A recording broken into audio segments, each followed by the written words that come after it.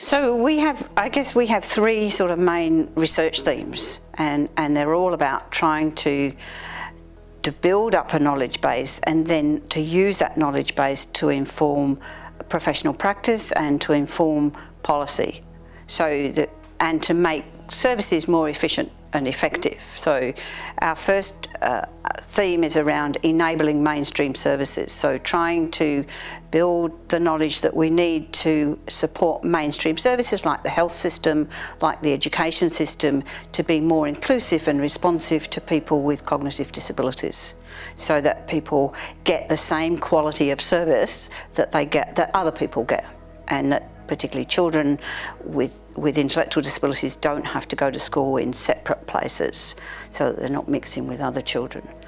And then the second theme is around building effective specialist services. So there's a huge platform of specialist disability services, particularly supported accommodation services and day programs that enable people to participate in the community. So our aim is to understand how those services work and to look at the quality of them and to try and improve that quality, particularly around the adoption of evidence-based practice and how that can be embedded in those services.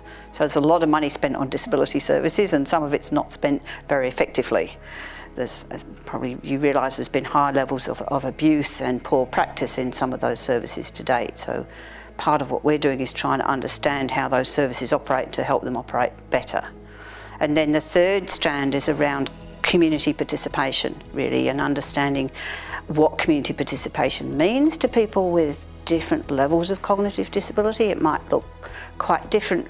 Your community participation would look different from mine, which would look different from somebody with a severe and profound intellectual disability. It's basically based on individual choice and preferences. It's not one set thing. So it's understanding what that looks like for different people and how to enable that, what type of support people need as an individual, but what needs to change in society in terms of the way community groups operate, for instance, to be able to include people in them. What do we need to change to the way that the local swimming pool operates so that it can be more inclusive, or the local senior citizen centre, or the kindergarten, those sorts of things.